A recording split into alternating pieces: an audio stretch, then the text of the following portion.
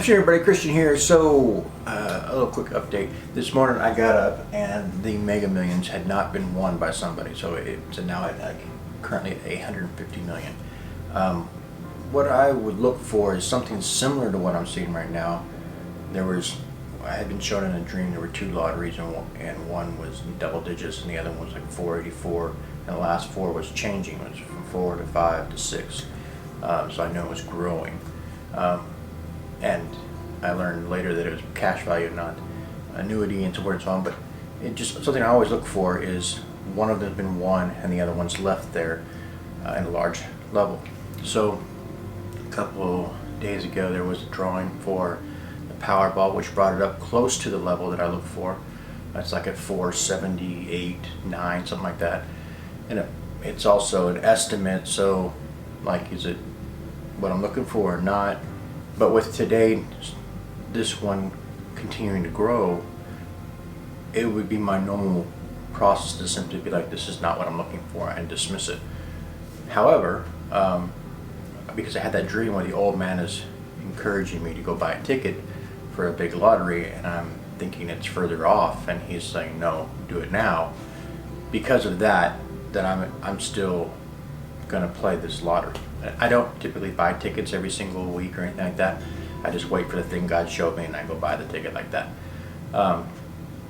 It is a perplexing moment, and that happens often throughout your walk with Christ. You will find times when He will call you to do something and you will move in like He's told you to, and then as you're there being obedient, all of a sudden something will happen that you hadn't anticipated. That's normal. Being perplexed, being in front of God, you're going to be told things, and things are going to be revealed to you that are perplexing, and that won't be the norm, and so forth and so on. That's fine. He will work it out, right? In that dream with the old man, tells me to go buy a ticket. I reach in my pocket, I pull out a lottery ticket, and it unfolds in my hand. So just know that God is working out all these different things. I remember there's a time in my life where I thought, I think we all go through that moment where you're wondering, is there a God or isn't there? So you make a decision at some point in time, and obviously if you're a Christian, you've made the decision there's a God. But prior to that decision, you wouldn't think of God. You would think that the world just was random, that kind of a thing. But if you come to know God, then you read His Word, and you're educated, or at least going to church, you're hearing about it, that God is moving and has His will in the earth, right? And for me, I kind of looked at that as being like He would interject, He would intervene in situations, not that He was actually working out every single detail in our lives, right? So we might think things like, I'm alive as long as God allows me to be, and then at some point He will interject and say, your time's up, and He will pull me out of here, right? But I think it's more than that. I think you can't take a single breath without His say-so. And that is more, every detail is there because God said so, right? So you see Jesus telling the guy He was talking to, He says, you have no authority over me save that which has been given to you. So every detail in a person's life is orchestrated by God. And so it's one of those things that you just kind of have to relax and go with it. Let Him lead. Let Him be in control. If your job lays you off, then that was God's will. If someone comes into your life and says something to you, that was God's will. God allowed that to take place.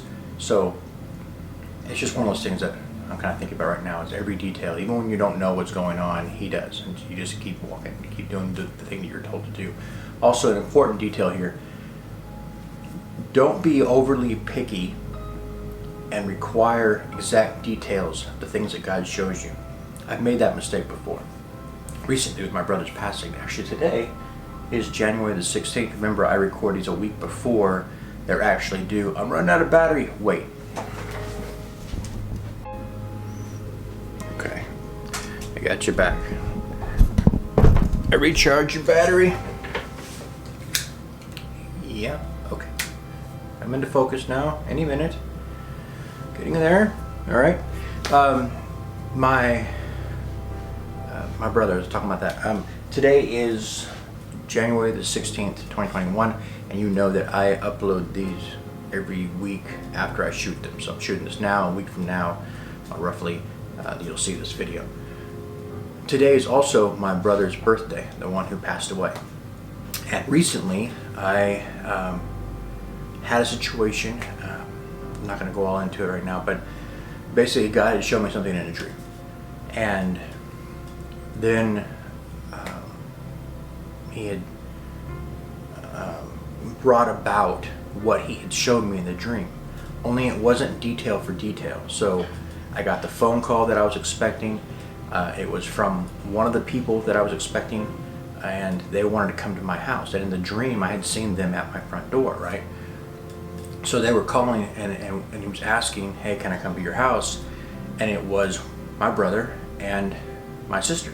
But in the dream that I had seen, it was my brother and my mother's house. Which is weird, I know, but it was just the thing that I was shown in the dream. So in this situation, at first glance, I thought, okay, this is what God showed me in my dream, and move forward and start to expect this thing to play out the way it was in my dream. However, I started to get frustrated when I thought more on it, and I thought, no, I'm gonna cancel this meeting because this is not the exact way I saw in my dream anyway, so it's probably not that thing. So I dismissed it. And then I never saw my brother again because he passed away. So that was my last opportunity for me to see my brother and have a conversation with him. But I missed it because I was looking for an exact detail. It was stupid. It fit anyway, and I don't know.